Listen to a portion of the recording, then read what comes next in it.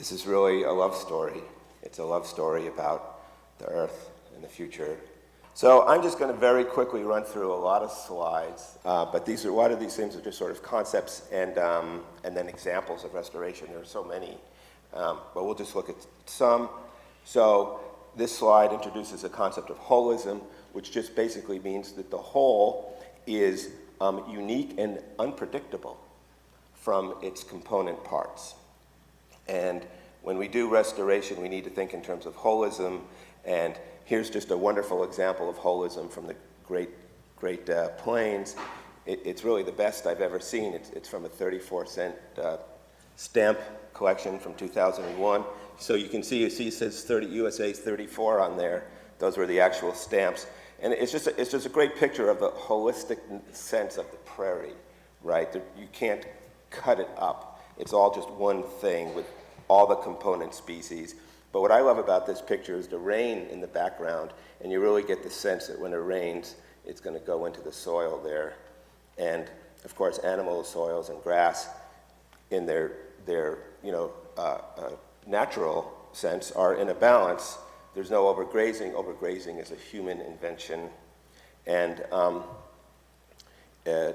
pre-European North America, there's 35 to 75 million bison, about 1,500 pounds each, about 1 billion pounds of manure a day,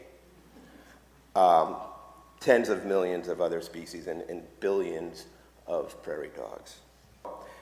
Here's just some example. These pictures were taken on the exact same day, neighboring property. The top picture is the degraded landscape, which should have nice grass. There's a picture of the healthy landscape with tall grass, and then the bottom pictures are of rivers. There you see the totally silted river, completely dead riparian zone, and a very healthy river on the other side. And these pictures are taken on the same day, contiguous properties. And of course, the healthy side has 4 times the livestock density as the unhealthy side, but they're being managed holistically. So here's some examples of restoration. We call this the 2-tree site because of the 2 trees in the background. So just after the first year, they can start to get some cover. After only 2 years, there's almost complete cover. This is me from last year, so now, at that tree. So now it's complete cover. So complete, that means like if you look at the soil, if you look at you can't pull the grass apart. You can't see the dirt. So you see the change over time. And the key thing is that you see how you had good cover. After only 2 years, there was good cover, right? But 8 years later, all of a sudden, the big perennial plants just started to show up. And then this is me now from earlier this year back at that same spot. This is looking the other way. So I'm from the tree looking away. And then I call that my future scope. So here's another example. I'll just go through these quickly, so 2006, they call this the elbow site because that tree kind of looks like an elbow. Just 2 rainy seasons later, or 2 seasons later, you've got great cover, and then here's how it is in 2013. So this is a dry season pictures, and then this was taken earlier this year in the wet season.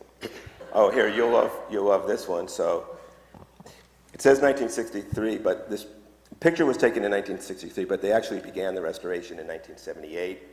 So this picture, would have looked the same in 1978. And then here's how it looked in 2003. And people always say, well, wait a minute, what happened to the water? So this is just a trough. This is just runoff from a 1-inch rain. There's no water in the soil or in the plants at all. So now it's completely restored. And they can get a 6-inch rain and not have standing water in the depression, which means there's actually at least 6 times as much water in this picture as there is in this one. So here are the soil organic carbon maps. So it's measured in terms of tons of carbon per hectare. So what you need to understand is that most cultivated land has already lost 50 to 75% of its carbon. So even these numbers are highly depressed. But the key point here is that the grassland areas are in the 100-ton per hectare range, and the desert areas are sort of in the 25. And about 25 is the gradient at which they think is healthy. Well, I have to stop. All right. So anyway, we can get it back. We can get it all back. That's the point. If we restore the grasslands, we can get 88 to 210 gigatons of carbon in the soil, which is the CO2 equivalent of 40 to 100 parts per million. Thank you very much.